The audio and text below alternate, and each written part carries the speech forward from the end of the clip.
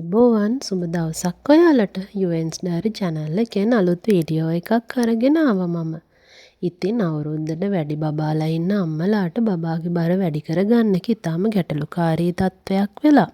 බබා කෑම කන්නෙම නැහැ බරත් අඩු වෙලා කියලා නිරන්තරයෙන් අම්මලා දුක් වෙනවා. ඉතින් අවුරුද්දට වැඩි චූටි පැටවුන්ට කෑම කවා ගන්න පුළුවන් මැජික් එකක් තමයි අද වීඩියෝ එකෙන් මම අරගෙන ආවේ. වීඩියෝ එකට යන්න කලින් තවමත් අපේ channel එක subscribe කරලා නැති අය ඉන්නවා නම් ප්‍රමාද නොවි දැම්ම subscribe කරන්න. අවුරුද්දට වැඩි දරුවන් ටිකෙන් ටික වර්ධනය වෙනකොට යාලට කෑම කවා ගන්න ටිකක් අපහසු වෙනවා. අපහසු වෙනවා කියලා කියනවට වඩා අම්මලට ටිකක් වැඩිපුර මහන්සි වෙන්න වෙනවා කියලා කියනවා නම් මම නිවැරදි.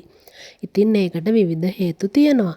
බබාලා වෙනුවෙන් පවත්වාගෙන යන Facebook pages ගණනාවකම මම දැක්ක පහුගිය ටිකේ අම්මලා ගොඩක් දුකින් තමන්ගේ කතාව කියලා තිබුණා. බබාට කෑමට දෙන දේවල් සහ කොපමණ මහන්සි වෙලා කෑම සකස් කරනවද කොයිතරම් මිල අධික දේවල් ලබා දෙනවද නමුත් මේ කුඩා දරුවන් හැමදේම ප්‍රතික්ෂේප කරනවා කියලා. ඒ වගේම මානසික පීඩනයට ලක්වෙච්ච අම්මලගේ කඳුළු කතාව වෙනුවෙන් මම අද වීඩියෝ එකට ප්‍රවේශය අරගන්න හිතුවා. මම බබාගේ ප්‍රධාන වේල් 3 ගැන පමණක් අද කතා කරන්නම්. දරුවන් කෑම ප්‍රතික්ෂේප කරන්න හේතු ගැන මම වීඩියෝ ගණනාවකදීම මීට පෙර පැහැදිලි කරලා තියෙනවා. අදත් මම කෙටියෙන් කියන්නම්. බබාට මුල් අවුරුදු 3ක් යනකම්වත් ඔබ ආහාරයට ගන්නා බිස්කට් වර්ග, චොක්ලට් වර්ග, ටිපි ටිප් වර්ග, පැණි බීම සහ වෙනත් අධික ලෙස ලුණු, සීනි අඩංගු කෘත්‍රිම ආහාර ලබා දීම ඔබ විසින් වැළැක්විය යුතුමයි. දරුවට පේන විදියට ඔබ ආහාරයට ගන්නත් එපා. මේ කැපකිරීම ඔබ කළ යුතුමයි. මෙය තරමක් අපහසු දෙයක් වුණත් නිසියාකාරව මේක අනුගමනය කළොත් අවසානයේ ඔබ ජයග්‍රහණය කරනවා විතරක් නෙමෙයි සෞඛ්‍ය සම්පන්න ආහාර රටාවකට පුරුදු පුහුණු කරපු නිරෝගී දරුවෙකු සමාජයට බිහි කරන්නත් ඔබට හැකියාව ලැබෙනවා. උදෑසන ආහාරයෙන් පටන් ගන්නම්. දරුවාට සතියකට උදෑසන ආහාර වට්ටෝරු 7ක් තියාගන්න කියලා මම මීට කලින් කියලා ඇති. වට්ටෝරු 10ක් පමණ තියාගන්න. නිවසේ ඒ අවස්ථාවේ තියෙන දේවල් අනුව වෙනස් කරමින් ආහාර සකස් කරගන්න ඔයාලට පුළුවන්. ඒ වගේම දරුවට අවුරුද්දක් සම්පූර්ණ වුණාම ගොඩක් ආහාර වර්ග අලුතින් කෑමට එකතු කරන්න පුළුවන්. ඇත්තටම ගොඩක් දෙනෙක් මේ ගැන සැලකිලිමත් වෙන්නේ නැහැ. බබා කන්නේ නැහැ කියලා කිව්වට ඇත්තටම බබාට දෙන්නේ මොනවද කියලා විමසලා බැලුවම මුල් මාස 6ේදී අමතර ආහාර ආරම්භ කරනකොට දීපු ආහාර වර්ගම තමයි අවුරුද්දක් ගත වුණාට පස්සෙත් බබාට ලබා දෙන්නේ. ඉතින් මේ පුංචි දරුවන් එකම රසට හැමදාම කන්න කැමති නැහැ. ආහාර වේල වෙනස් විය යුතුමයි. උදෑසන ආහාරය ගැන කතා කරනකොට අපි ගොඩක් වෙලාවට බබාට උදේට දෙන්නේ සීරියල්, හබල පෙති, කුරක්කන්, රුලන් වගේ දේවල්. ඉතින් මම දවස් 7ක් වෙනස් කරන්න ඔයාලට උපදෙස් කිහිපයක් ලබා දෙන්නම්. අවුරුද්ද සම්පූර්ණ වූ දරුවාට ප්‍රමාද නොවි ෆ්‍රෙෂ් මිල්ක් හඳුන්වා දෙන්න.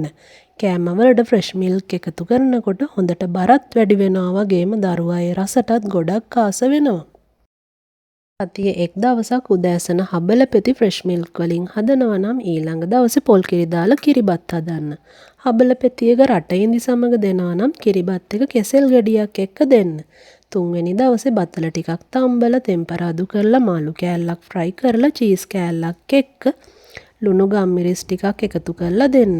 මොකද මුල් දවස් දෙකම පැණි රසට උදේට කාපු නිසා. නැවතත් 4 වෙනි දවසේ ඔයාලට පුළුවන් රුලන් තලපය පීනට් බටර් ටිකක් එක්ක දෙන්න. ඊළඟ දවසේ බබාට බිත්තර, කිරි, චීස් ටිකක් මිශ්‍ර කරලා ගම්මිරිස් කුඩු ස්වල්පයක් එකතු කරලා ෆ්‍රෙන්ච් ටෝස්ට් ආකාරයට පාන් පෙති කිහිපයක් ලබා දෙන්න පුළුවන්. ඊළඟ දවසේ අඹ, ස්ට්‍රෝබෙරි, බ්ලූබෙරි වගේ බබා කැමති පළතුරක් සමග යෝගට් මිශ්‍ර කරලා ඕට්ස් ලබා දෙන්න පුළුවන්.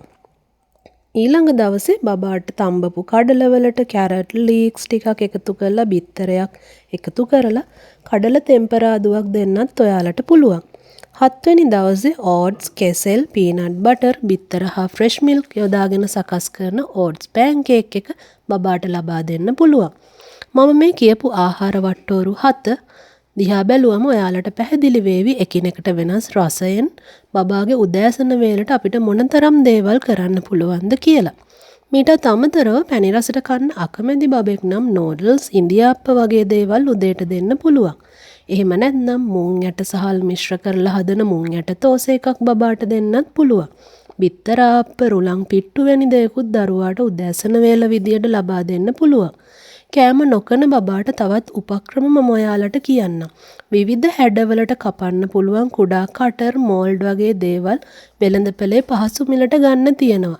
එයින් කිහිපයක් මිලටගෙන ඔයාලට ඒ හැඩතල යොදාගෙන ලස්සනට දරුවාගේ ආහාර වේල සකස් කරගන්න පුළුවන් කියලත් මම යෝජනා කරනවා. රැකියාවට යන මවක් නම් ඔබ ඊටාම කාර්යබහුල ඇති. නමුත් රාත්‍රී වේලට හරි මම මේ කියපු දේවල් කරලා බලන්න කියලා මම ඔයාලට යෝජනා කරනවා. දවල් වේල ගැන අපි කතා කරමු. දවල් වේල විදියට බබාට අපි නිතරම බත් ලබා දෙනවා නම් හාල් වර්ග 3ක් පමණ මාරුවට තියාගන්න පුළුවන් නම් ඊටාම හොඳයි. අවුරුද්දක් සම්පූර්ණ වුණාට පස්සේ ඊටාම ස්වල්ප වශයෙන් ලුණු එකතු කරන්න අපිට පුළුවන්. ඒ වගේම දරුවට තනියම කන්නත් පොඩි ප්‍රමාණයක් ලබා දෙන්න. බබාගේ පිඟානට විවිධ වර්ණ එකතු කරන්න ඔයාලට පුළුවන්. උදාහරණයක් විදියට වට්ටක්ක ව්‍යංජනයේ සමග බත් මිශ්‍ර කරලා කහපාට බත් බෝල සකස් කරගන්න. තවත් විටක බීට්රූට් සමග බත් මිශ්‍ර කරලා රතු පාට බත් බෝල සකස් කරගන්න. ඒ වගේම ප්ලාස්ටික් මෝල්ඩ් එකක් භාවිතා කරලා සතුන්ගේ මුහුණු වාහනවල හැඩතල වලට බත් පිඟාන සකස් කරගන්න පුළුවන්. ඊළඟට දරුවා ටිකක් ලොකුයි නම් පොතු ඉවත් කරපු ඉස්සන් ලබා දෙන්න පුළුවන්.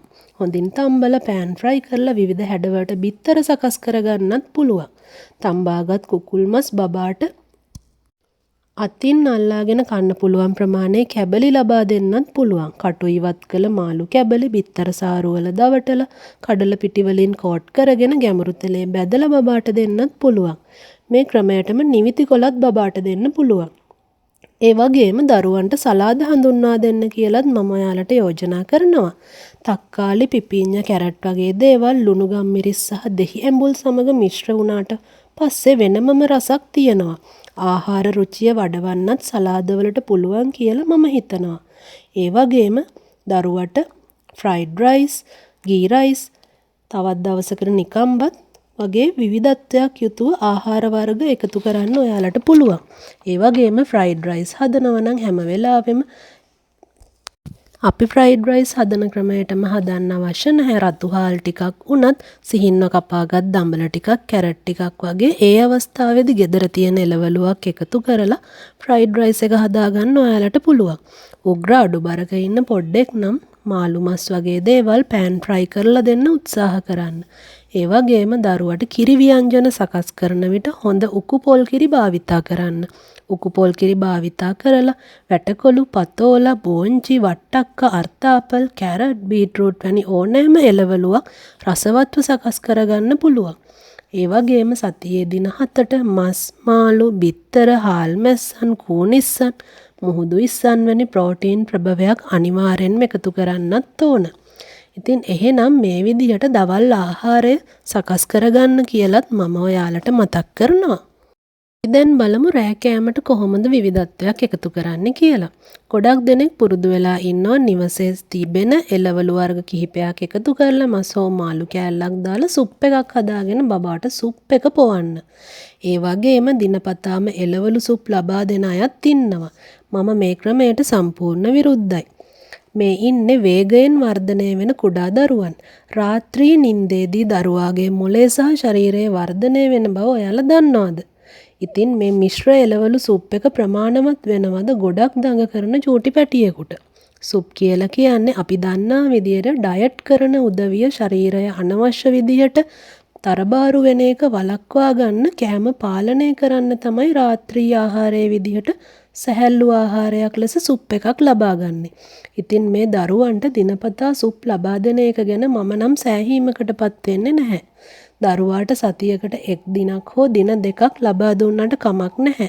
නමුත් දිනපතා රාත්‍රී ආහාරයේ විදිහට නම් සුප් එකක් සුදුසු නැහැ. ඔබ සුප් ලබා දෙනවා නම් බටර් තෙවරූ පාන් පෙති දෙකක්, එහෙම නැත්නම් පොටේටෝ වෙජස් ආකාරයට සකස් කරගත් අල කැබලි ටිකක්, නැත්නම් තම්බලා බටර් වලින් ෆ්‍රයි කරගෙන ලුණු ගම්මිරිස් ඉසගත් අර්තාපල් තීරු ටිකක්, එහෙමත් නැත්නම් තම්බා ලුණු ගම්මිරිස් බටර් සමග මිශ්‍ර කරගත් පැස්ටා ටිකක් හෝ නූඩල්ස් ටිකක් සමග ලබා දෙන්න. එහෙමත් නැත්නම් ස්ක්‍රැම්බල් කරන ලද බිත්තරයක් සමග ලබා දෙන්න. ඒ කොහොම වුණත් දරුවාට රාත්‍රී ආහාරය ප්‍රමාණවත් විය යුතුමයි. අමතරව රාත්‍රී ආහාරයට විවිධත්වයක් ගේන්න පුළුවන් තවත් ක්‍රම තියෙනවා.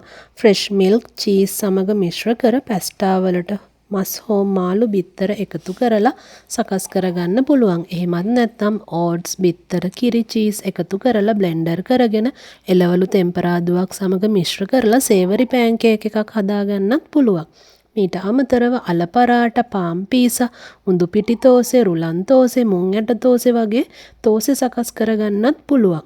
ඒ වගේම පොල් සමග ආටා පිටි හෝ පාම් පිටි මිශ්‍ර කරලා පොල් රොටි සකස් කරගන්නත් පුළුවන්. ඒ වගේම හබල පෙති කොත්තු ඉන්දියාප්ප කොත්තු වගේත් බබාට දෙන්න පුළුවන්. විවිධ රසයන්ගෙන් යුත් ආහාර වර්ග එකතු කරමින් එක් දවසක් අනෙක් දවසට වඩා වෙනස් වෙන ආකාරයට ආහාර වර්ග සකස් කරගන්න ඔයාලා හැම වෙලේම උත්සාහ කරන්න. අවසන් වශයෙන් මම මේ දේත් ඔයාලට කියන්න ඕන. નિયમિત වයස සම්පූර්ණ වූ වහාම විවිධ ආහාර වර්ග ලබා දෙන්න අපි උත්සාහ කරන්න ඕන. උදාහරණ විදිහට මුල් කාලේ අපිට බබාට පැණි රස විදියට දෙන්න පුළුවන් කෙසෙල්, අඹ හෝ ගස්ලබු කියන පළතුරු පමණයි. නමුත් මාස 8ක් සම්පූර්ණ වූවහම රටඉඳි, යෝගට්, තල, කුරක්කන් වගේ දේවල් ලබා දෙන්න පුළුවන්. අවුරුද්දක් වුණාට පස්සේ peanut butter, fresh milk, cheese, nuts වර්ග එකතු කරන්නත් පුළුවන්. ඉතින් ෆ්‍රෙෂ් මිල්ක් සහ චීස් කියන්නේ රස ලෝකයක් මවන්න උදව් වෙන හරිම පෝෂදායී ආහාර දෙකක්. උදෑසන වේලටත් රෑ වේලටත් ෆ්‍රෙෂ් මිල්ක් සහ චීස් යොදාගෙන ගොඩක් දේවල් කරන්න පුළුවන්. ඔබ කාර්යබහුල මවක් නම් සෑම විටම නැති වුණත් ඔබට හැකි සෑම අවස්ථාවකම දරුවාට අලුත් දෙයක් සකස් කරලා දෙන්න උත්සාහ කරන්න. ඒ තුලින් ලැබෙන මානසික තෘප්තිය නම් කියලා නිම කරන්න බෑ. ඉතින් එහෙනම් අවුරුද්දට වැඩි දරුවන් කෑම ප්‍රතික්ෂේප කරන ගැටලුවට විසඳුම් කිහිපයක් තමයි මම අද ඔයාලට ලබා දුන්නේ. මේ සියල්ල මගේ පෞද්ගලික අත්දැකීම් වගේම YouTube එකෙන් Facebook එකෙන් මම ලබා ගනිපු තොරතුරු අනුව අත්හදා බලලා මට සාර්ථක ක්‍රමවේදයන් විදියට ලැබුණු දේවල් තමයි මම ඔයාලටත් ප්‍රයෝජනයක් වේවි කියලා මේ වීඩියෝ එක තුලින් ෂෙයා කරගන්න හිතුවේ. තවත් අලුත් වීඩියෝ එකකින් මම ඔයාලා හමුවට එන්නම්. ඔයාලට සුබ දවසක්.